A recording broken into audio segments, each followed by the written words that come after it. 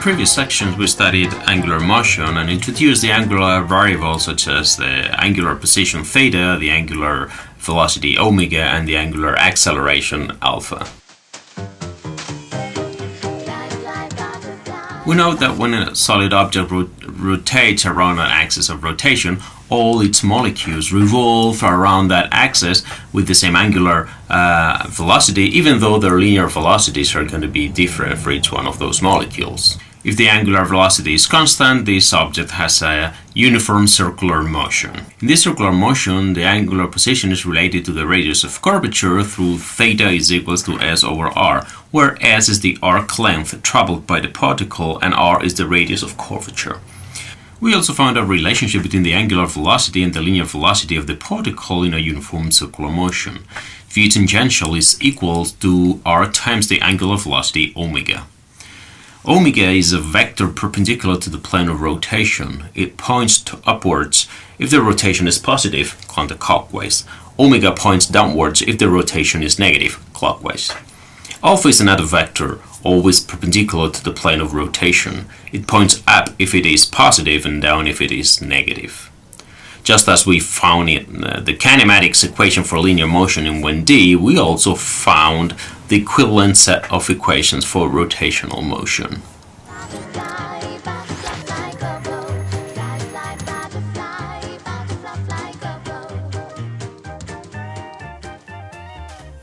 Remember, the theta is measured in radians, omega in radians per second, and alpha in radians per second squared. Now we want to study the rotational motion of rigid objects, not just point particles. Here, the object will rotate around a rotation axis. All the particles of the object will have the same angular velocity and angular acceleration, but not the same linear velocity or linear acceleration. Let's study the kinetic energy of one such object. The kinetic energy of each of the particles is 1/2 mv squared. In this case, the linear velocity v is different for each particle. The total kinetic energy due to the rotation of the object is then 1/2 times the sum of m sub I times v sub I squared. We can use here the relationship between v and omega through r sub I. We then rewrite this kinetic energy as 1/2 times the sum of m sub I times r sub I squared times omega squared, where r sub I is the position of the ith particle. Here, all particles share the same angular velocity. This sum here in parentheses is something that depends on the distribution of the mass of the object. It does not depend on the motion, but just on the shape and the mass of the object. Let me call this capital I. Then I can write that the total rotational kinetic energy is 1/2 I omega squared. This new constant I is called the moment of inertia of the object with respect to the chosen axis of rotation. It is a characteristic of the object and of the axis of rotation. The moment of inertia depends on the mass of the object, but also on the distribution of the distances of the particles with respect to the axis of rotation.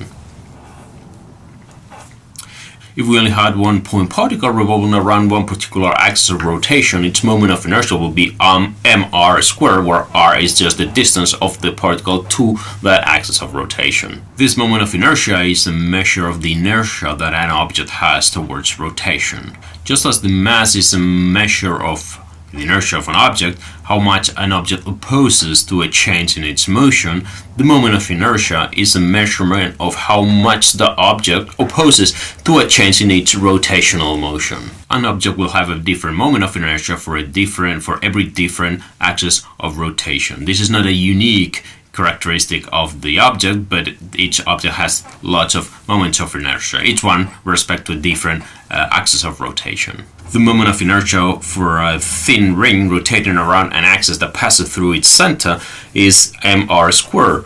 Here, the particles lie at the same distance from the axis. The moment of inertia for a cylinder around an axis or around its longitudinal axis is 1/2 mr squared. For a solid sphere around an axis that passes through its center, it is 2/5 of mr squared.